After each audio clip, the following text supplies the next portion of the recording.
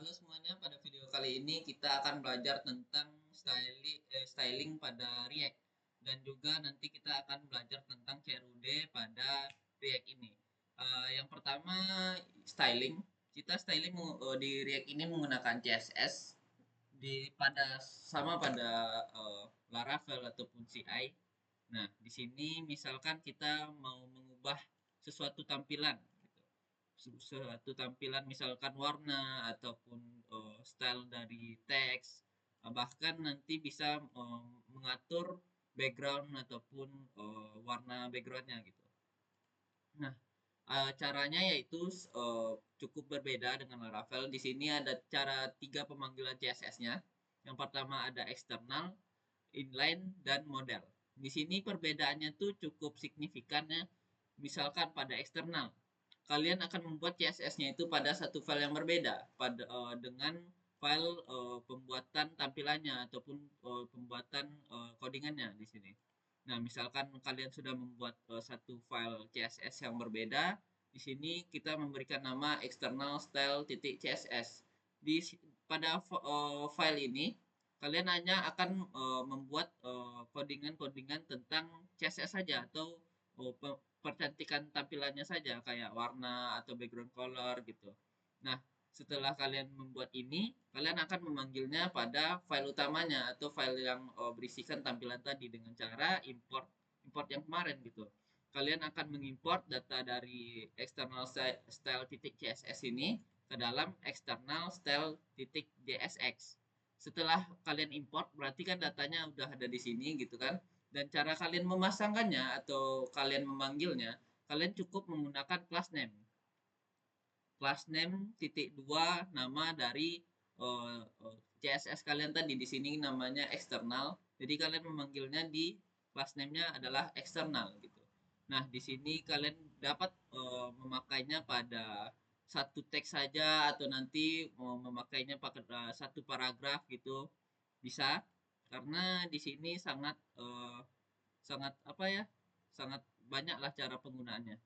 Karena di sini pemanggilannya tuh menggunakan satu file yang sama gitu. Nanti kalian bisa memanggilnya berkali-kali. Nah, yang kedua adalah inline. Berbeda dengan eksternal tadi yang memerlukan file khusus atau folder khusus untuk CSS-nya, di sini kalian langsung membuat file codingan CSS-nya di tempat kalian ingin memanggilnya gitu. Di sini seperti Laravel, kalian membuat CSS-nya pada bagian atas atau pada bagian bawah.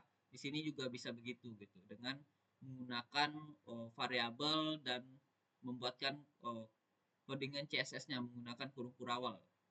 Di situ kalian akan memanggilnya dengan menggunakan style, berbeda dengan tadi import, menggunakan import atau yang eksternal tadi kalian menggunakan class name, di sini kalian menggunakan style dan memanggilnya dengan nama variabelnya. Dan tadi kan kita memanggilnya menggunakan nama labelnya. Di sini nama label yang eksternal, kita akan memanggilnya nama eksternal gitu. Yang ketiga yaitu menggunakan model.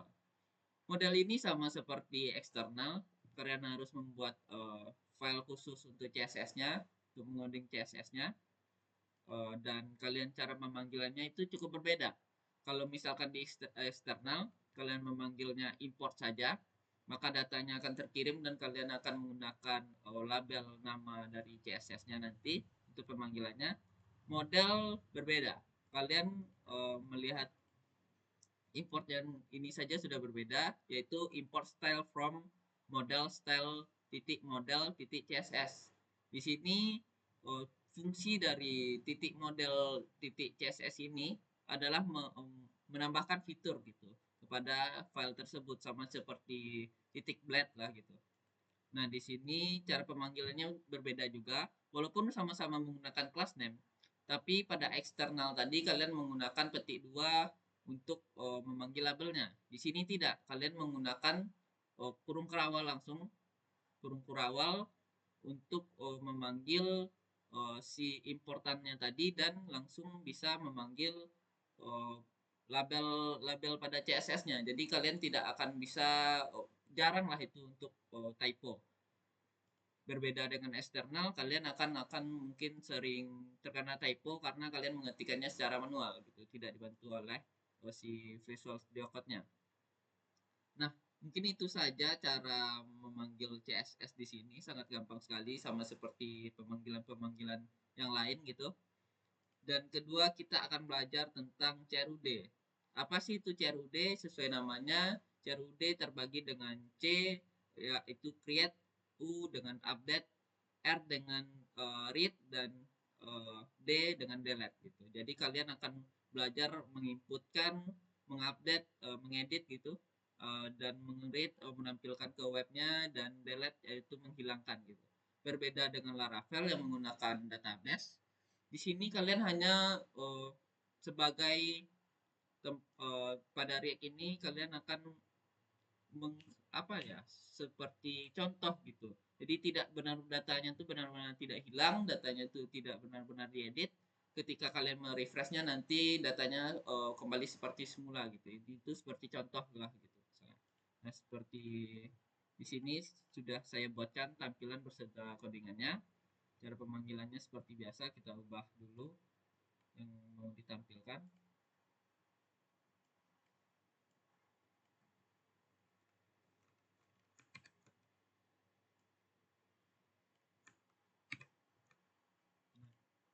Ini adalah sebagai latihan ya, kemarin menampilkan ini dengan warna merah sebagai di atas 20, harganya di atas 20, dan harga warna kuning dengan harga di bawah 20 gitu.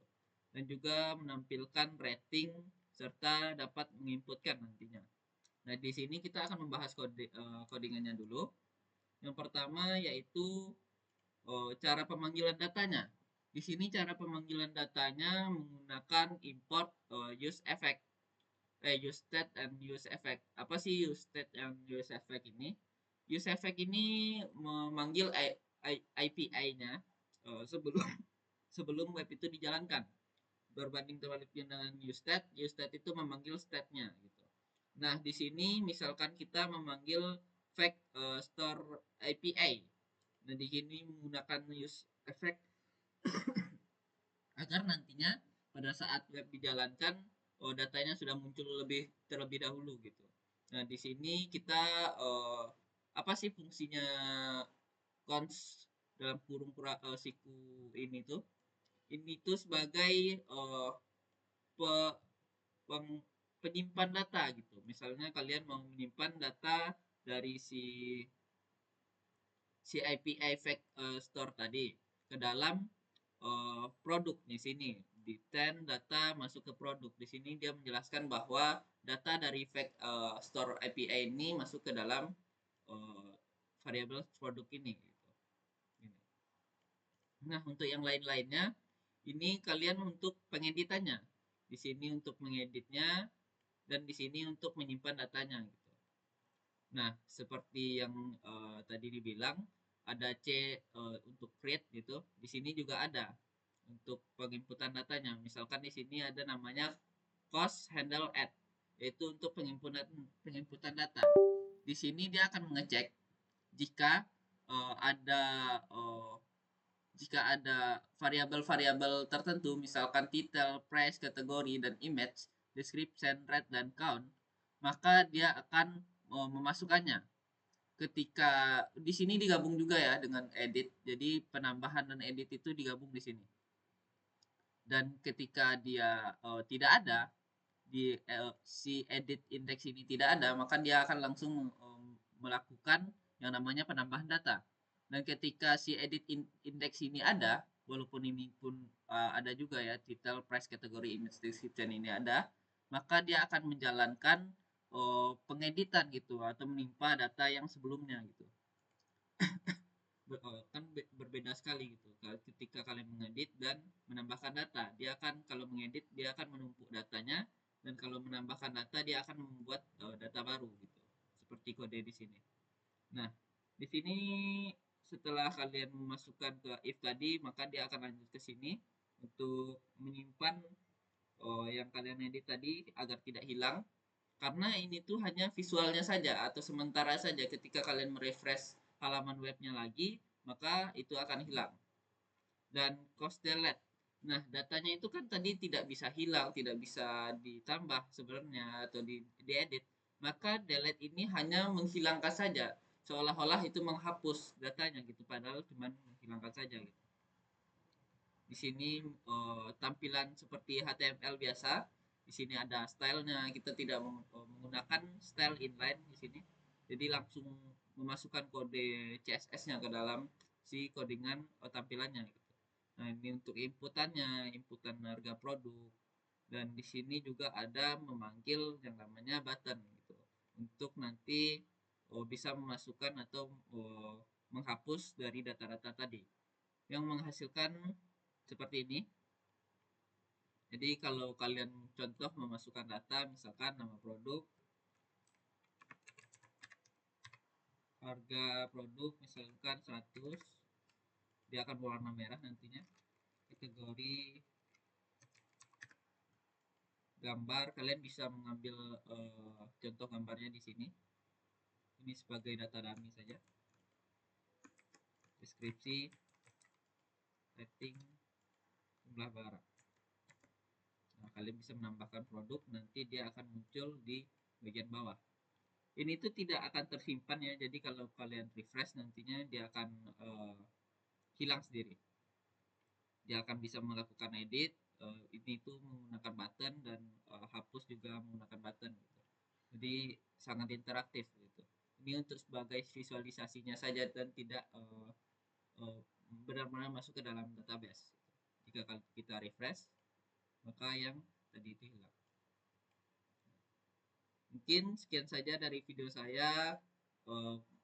Kurang dan lebih mohon dimaafkan. Saya tutup dengan wassalamualaikum warahmatullahi wabarakatuh.